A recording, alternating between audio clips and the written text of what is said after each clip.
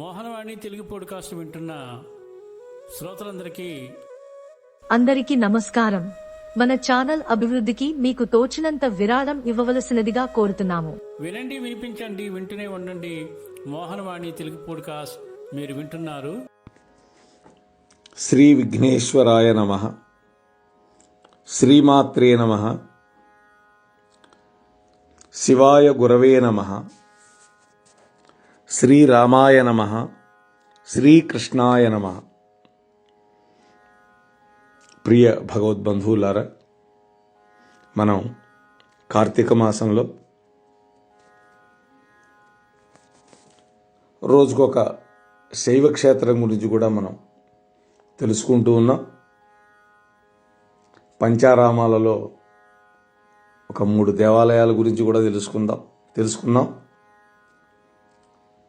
ఈ రోజున హంపీలో ఉన్నటువంటి విరూపాక్ష దేవాలయం గురించి తెలుసుకునే ప్రయత్నం చేద్దాం.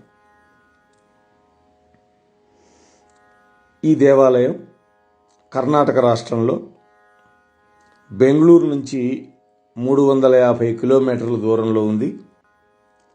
అలాగే బళ్ళారి నుంచి అయితే 75 కిలోమీటర్ల దూరంలో ఉంటుంది. ఈ హంపీలో వెలిసి ఉన్నటువంటి విరూపాక్ష దేవాలయం శివుడికి అంకితం చేయబడింది. ఈ దేవాలయం హంపీలో చాలా పురాతనమైంది. అంతేకాదు, చాలా ప్రధానమైంది కూడా. ఇది భారతదేశంలో అత్యంత పురాతనమైన దేవాలయాల్లో ఒకటి. కేవలం కర్ణాటకలోనే కాదు, భారతదేశంలోనే పురాతనమైనటువంటి శివాలయం. అదే కాకుండా ఈ యునెస్కో అనేటువంటి సంస్థ వాళ్ళు కూడా ఈ దేవాలయాన్ని ప్రపంచ వారసత్వ సంపదగా గుర్తించారు. ఈ హంపీని పంపా క్షేత్రం, కిష్కింధా క్షేత్రం, అలాగే భాస్కర క్షేత్రం అని కూడా అంటారు. మనకి శ్రీమద్ రామాయణంలో ఈ వాలి సుగ్రీవుడు రాజ్యం చేసినటువంటి ప్రాంతాన్ని కిష్కింధా క్షేత్రం, కిష్కింధా ప్రాంతం అంటాం కదా, కిష్కింధా రాజ్యం. అక్కడే పంపా సరోవరం కూడా ఉంది. ఆ పంపా సరోవరం దగ్గరే కదా శబరి యొక్క దర్శనం కూడా, ఆ శబరి రామచంద్రమూర్తిని దర్శించుకున్నటువంటి ప్రాంతం పంపా సరోవరం. ఈ ఆలయ చరిత్ర గురించి మనం ఆలోచిస్తే, హంపి యొక్క బజార్కి పశ్చిమ చివరన ఈ విరూపాక్ష దేవాలయం ఉంది.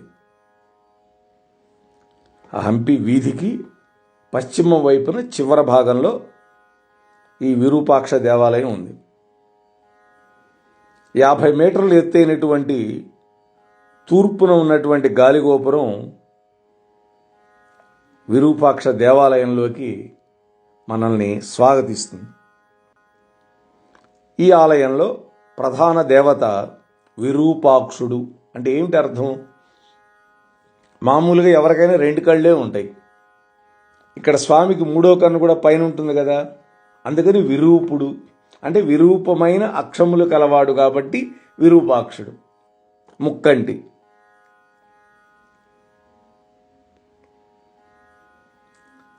అలాగే పంపాదేవి ఆలయం, భువనేశ్వరీదేవి ఆలయం ఇక్కడ ప్రధాన మూర్తి అయినటువంటి విరూపాక్షుడి యొక్క దేవాలయానికి అనుసంధానించబడి ఉంటాయి.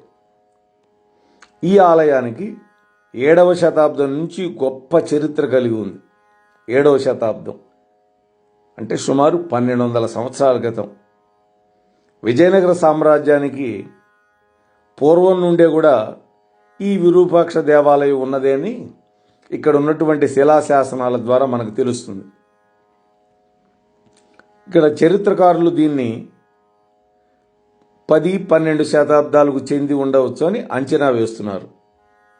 కానీ చారిత్రక ఆధారాల ప్రకారం కనుక చూస్తే ఈ ప్రధాన ఆలయాన్ని చాళుక్యులు, హోయసాలులు అనేక మార్పులు చేశారు. అయితే ప్రధాన ఆలయాన్ని విజయనగర సామ్రాజ్య రాజులు నిర్మించారు. విజయనగర రాజుల పతనం అయిపోయిన తర్వాత అనేక దండయాత్రల వల్ల 16వ శతాబ్దం నాటికి ఈ హంపి నగరంలోని అత్యద్భుతమైనటువంటి శిల్ప సౌందర్యం నాశనం చేయబడింది. అయితే ఈ విరూపాక్ష పంపా ప్రకారం 1565 దండయాత్రల బారి మాత్రం ఇది పడల. ఈ విరూపాక్షాలయంలో దేవుడికి ధూపదీప నైవేద్యాలు నిరంతరంగా కొనసాగుతున్నాయి. అప్పుడు కొనసాగాయి, ఇప్పుడు కూడా. 19వ శతాబ్దం ప్రారంభంలో ఈ దేవాలయం పైకప్పు పైన ఉండే చిత్రాలకి తూర్పు ఉత్తర గోపురాలకి జీర్ణోద్ధరణ జరిగింది, అంటే రెనోవేషన్ వర్క్ జరిగింది. ఈ విరూపాక్ష దేవాలయం వర్ణన చూద్దాం, ఎంత అద్భుతంగా ఉంటుందో. ఈ ఆలయానికి 3 ప్రాకారాలు ఉన్నాయి, అంటే 3 ప్రహరీ గోడలు ఉన్నాయి. 9 ఖానాలతోటి 50 మీటర్ల ఎత్తులో ఉన్న తూర్పు గోపురం ఉన్నది.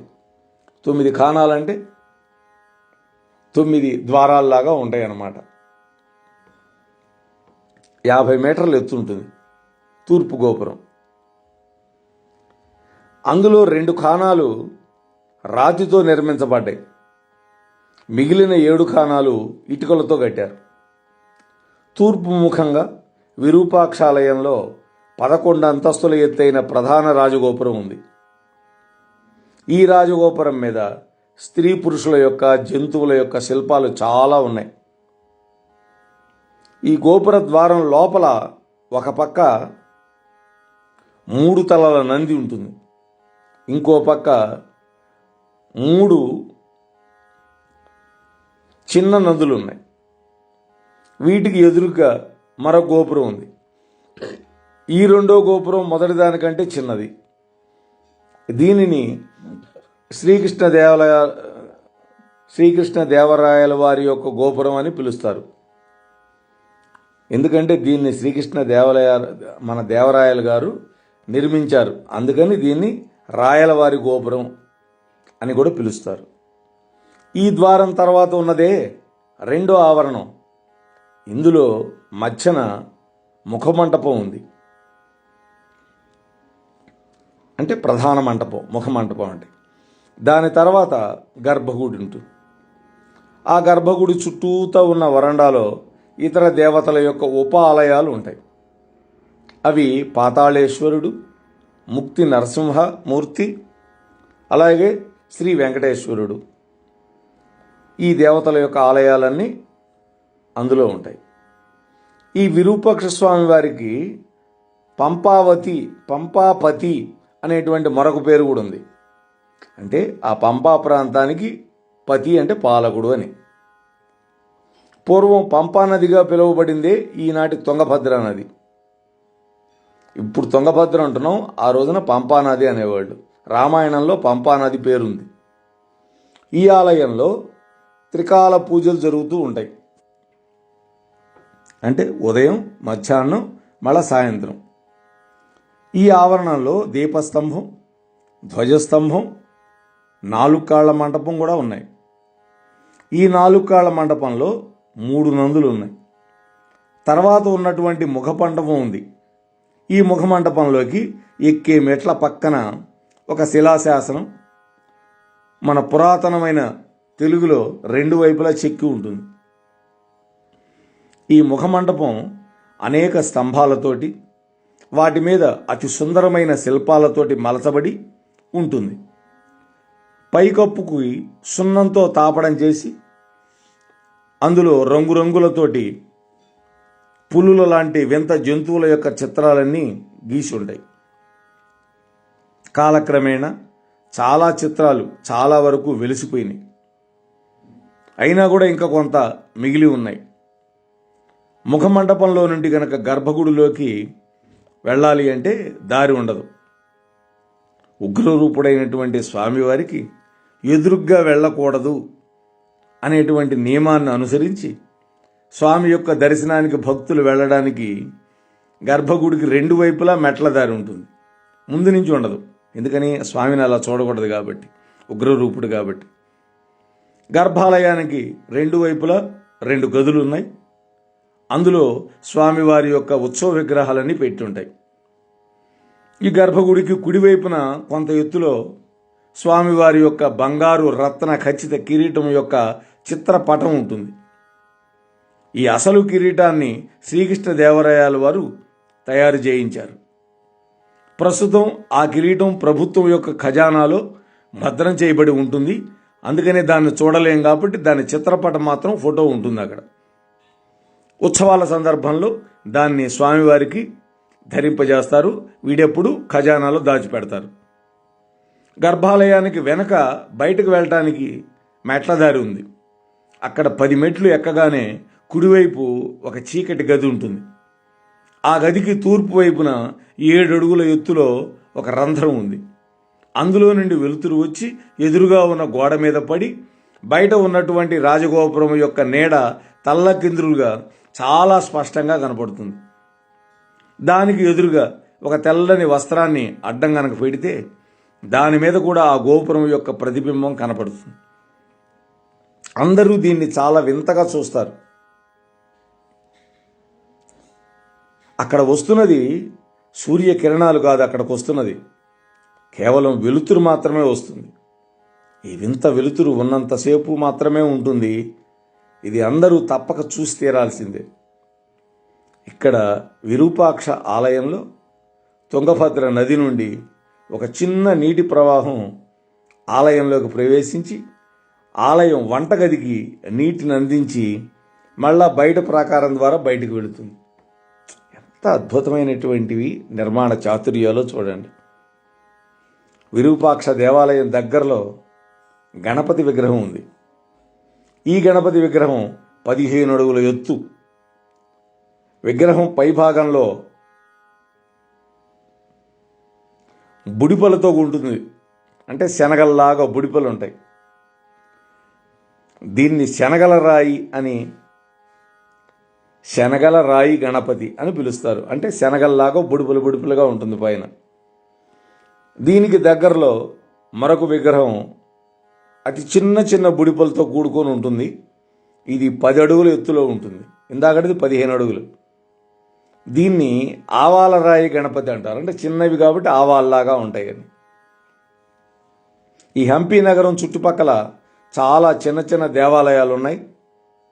ఈ ప్రాంతమే రామాయణంలో సుగ్రీవుడు నివసించిన కిష్కింధ అని, తన సోదరుడైన వాలి నుండి తప్పించుకోవడానికి ఇక్కడే ఒక గుహలో నివసించేవాడని, రామచంద్రమూర్తి సుగ్రీవుడిని ఇక్కడే కలిశాడని పెద్దవాళ్ళు చెబుతూ ఉంటారు. ఇక్కడ ఆంజనేయుడి ఆలయం ఉంది. అలాగే అంజనాదేవి కేసరుల యొక్క గుహలు కూడా ఉండేవని చెబుతారు. గర్భగుడికి వెనక ఉన్న ద్వారం గుండా కనుక బయటకు వెళితే అక్కడ శ్రీ విద్యారణ్య స్వామి వారి యొక్క మఠం ఉంది. అక్కడ ఆలయం కూడా ఉంది. ఈ విద్యారణ్య స్వామి విజయనగర సామ్రాజ్య నిర్మాణకర్త. హరిహరరాయలు, బుక్కరాయలు అనేటువంటి 2 చేత ఈయన చేయించాడు అని అంటారు. ఈ విరూపాక్ష దేవాలయానికి పక్కనే ఒక చిన్న గుట్ట మీద అనేక ఆలయాలు ఉంటాయి. ఈ రాజగోపురం వైపు నుండి కనుక వెళితే అక్కడ కోట ద్వారంలాగా కనపడుతుంది మనకి. అదే హేమకూటము అనేదానికి ద్వారం. ఈ హేమకూటంలోని త్రికూటాలయాలు పిరమిడ్ ఆకారంలో ఉన్న రాతి కట్టడమే ఈ హేమకూటం అంటారు. ఏ ఆలయంలో కూడా విగ్రహం కానీ శివలింగం కానీ కనపడవు. కేవలం పిరమిడ్ ఆకారంలో ఉంటాయి అవి. తర్వాత కోదండరామాలయం ఉంది అక్కడ. ఈ కోదండరామాలయం ముందు ఉన్నటువంటి నదిని చక్రతీర్థం అని పిలుస్తారు. నది ఉధృతంగా ప్రవాహం చేస్తూ ఉన్నప్పుడు ఇక్కడ నీళ్లు సుడులు తిరుగుతూ ఉంటాయి. అందుకే దీన్ని చక్రతీర్థం అంటారు. సుడులు తిరుగుతాయి కాబట్టి చక్రంలాగా చక్రతీర్థం అని పిలుస్తారు. ఈ ఆలయానికి ముఖమండపం, ధ్వజస్తంభం, గర్భాలయం ఉన్నాయి. ఇందులోని విశేషం ఏంటంటే సీతారామ లక్ష్మణుల విగ్రహాలు ఒకే రాతి మీద చెక్కబడి ఉంటాయి, ఏకశిల. ఈ ఆలయం వెనక కొండ మధ్యలో యంత్రోద్ధార హనుమంతుడి యొక్క ఆలయం ఉంది. ఈ ఆలయం నుండి కొంచెం ముందుకు కనుక వెళితే అక్కడ కొండ మలుపులో ఒక చిన్న ఆలయం ఉంది. దీని ముందు భాగంలో మహావిష్ణువు, లక్ష్మీదేవుల యొక్క శిల్పం చెక్కబడి ఉంటుంది. గర్భాలయంలో అందమైనటువంటి చిన్న మహావిష్ణువు, లక్ష్మీదేవి విగ్రహాలు ఉంటాయి. ఇక్కడ నుండి రెండు కొండల మధ్యన విశాలమైనటువంటి ప్రదేశంలో ఉన్నదే అచ్యుత రామాలయం. ఈ ఆలయం వెనుక ఉండే మాతంగ పర్వతం, అక్కడ మతంగ మహర్షి తపస్సు చేసిన ప్రాంతం అంటారు. ఈ మాతంగ పర్వతం హంపి బజారు నుండి కూడా కనిపిస్తుంది చూస్తే. దానిపై వీరభద్రాలయం ఉంది. అచ్యుతరాయల యొక్క ఆలయం ముందు నుండి కొంత దూరం నడిస్తే అక్కడ ఎడం వైపు పెద్ద రాళ్ల కుప్ప కనపడుతుంది. ఆ బండరాళ్ల మీద తెల్లటి సున్నం పట్టీలు వేసి కనపడతాయి. అదే సుగ్రీవుడి యొక్క గుహ. తర్వాత విఠలుడి యొక్క దేవాలయం. ఈ విఠలాలయం విజయనగరం యొక్క చారిత్రక కట్టడాలన్నింటిలోకి శిల్పకళారీత్యా అత్యంత ప్రాధాన్యత సంతరించుకున్నది. విఠల్ అనగా శ్రీకృష్ణుడి యొక్క రూపమే. పాండురంగ విఠల్ అంటాం మనం. పండరీపురంలో ఉంటాడు ఆయన.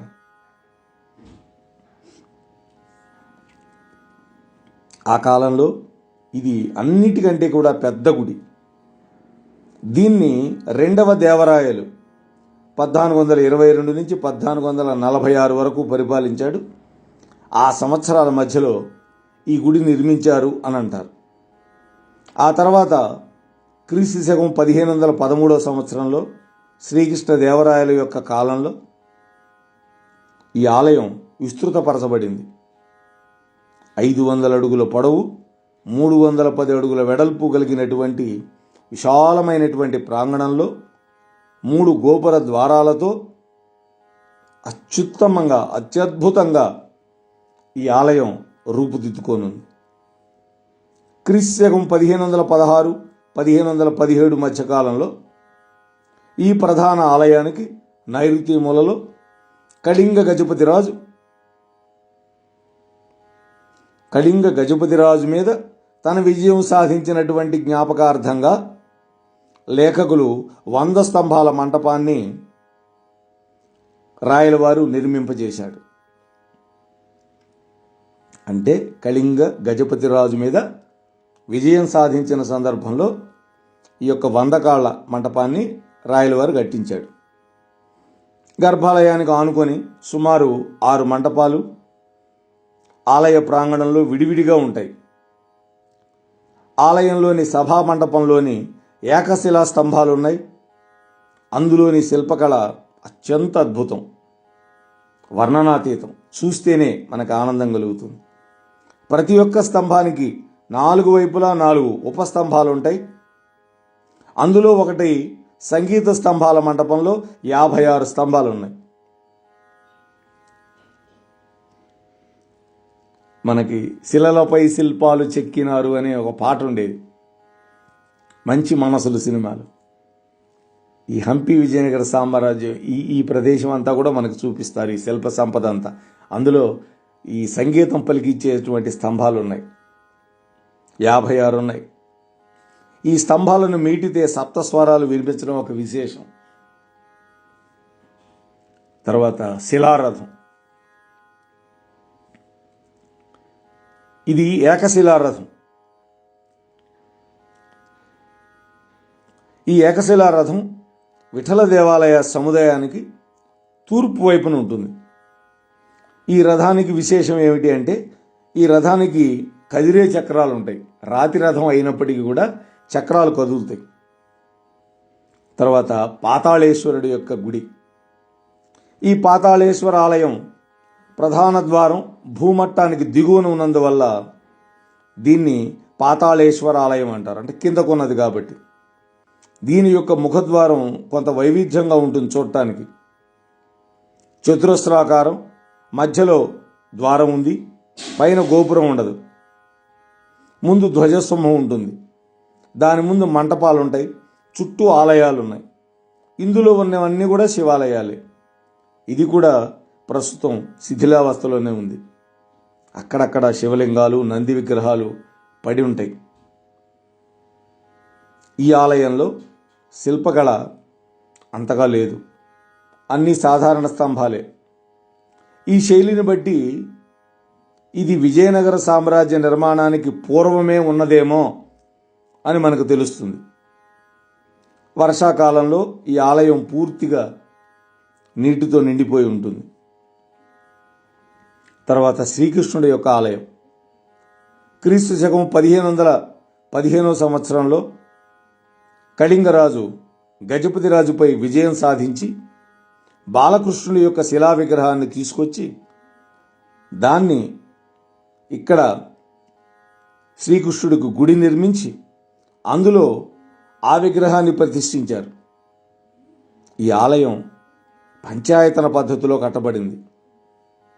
ముఖద్వారంలోనే తెలుగు, సంస్కృతాలలో శాసనాలున్నాయి. ఈ ఆలయానికి 2 ప్రాకారాలున్నాయి. మొదటి ప్రాకారంలో ముఖమంటపం ఉంటుంది, తర్వాత అంతరాళం, ప్రక్కనే సామానుల గది, వంటగది, ఇతర ఉప ఆలయాలు కూడా ఉన్నాయి. ముఖమంటపంలో ఉన్నటువంటి శిలాస్తంభాలు శిల్పకళా శోభితమై ఉంటాయి. అందు శ్రీకృష్ణుడి యొక్క లీలల యొక్క ఘట్టాలు చెక్కబడి ఉంటాయి. ముఖమంటపం పక్కనే ఒక గది ఉంది. దీని గోడల మీద ఎన్నో శాసనాలు చెక్కబడి ఉన్నాయి. గర్భగుడిలో విగ్రహం లేదు. దీన్ని మద్రాసు మ్యూజియంలో భద్రపరిచారు. మొదటి ఆవరణంలో నుంచి 2వ ఆవరణంలోకి వెళ్ళటానికి ఒక ద్వారం ఉంది. ఈ 2వ ఆవరణంలో మనకి కట్టడాలు ఏమి కనపడవు. అక్కడక్కడ శిథిలమైన శిల్పాలు పడి ఉంటాయి. ఈ 2వ ప్రహరీ గోడ గుడి వెనక వైపు నుండి దక్షిణం వైపు ఉన్నటువంటి ద్వారం వరకు ఉంటుంది.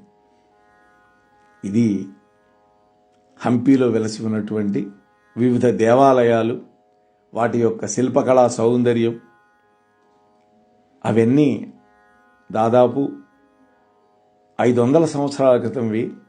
తర్వాత వచ్చినటువంటి ఈ ముస్లిం పరిపాలకులు పరమ క్రూరులు. దేవాలయాల్లో శిల్పాలు ముక్కులు విరగొట్టి తలకాయలు తీసేసి, ఈ మధ్య మేము వరంగల్ వెళ్ళాం. ఆ కాకతీయుల యొక్క వైభవం ఎంత అద్భుతంగా ఉందో చెప్పలేను. కానీ ఆ ముస్లిం రాజులు వాళ్ళకి ఏం వచ్చిందో మరి ఆ శిల్పకళ నాశనం చేసేశారు. కానీ అలాంటివి మళ్ళీ నిర్మించాలి అంటే ఇవాళ అంతటి కళగలిగినటువంటి శిల్పులు లేరు, అలా నిర్మాణం చేయగలిగినటువంటి పరిపాలకులు అంతకంటే లేరు. ఉన్న వాటిని రక్షించుకోగలగటమే మనం చేయగలిగినటువంటి పని, మన తక్షణ కర్తవ్యం. అవన్నీ చేయడం కోసం ఆ విరూపాక్ష స్వామి మనందరికీ కూడా తగినటువంటి శక్తి, యుక్తి, ఆర్థిక బలం, అండబలం, ఖండబలం అన్నీ కూడా అనుగ్రహించాలని నేను పరిపూర్ణమైనటువంటి నమ్మకంతో, విశ్వాసంతో ఆ స్వామి యొక్క పాదాలు బట్టి ప్రార్థన చేస్తూ మీతో ఈ విషయాలు పంచుకునే భాగ్యం కలిగినందుకు సంతోషపడుతూ ముగిస్తున్నాను. స్వస్తి. మోహనవాణి తెలుగు పోడ్కాస్ట్ ఛానల్ని లైక్, షేర్, సబ్స్క్రైబ్ చేయండి. ప్రక్కనున్న గంటను మ్రోగించండి.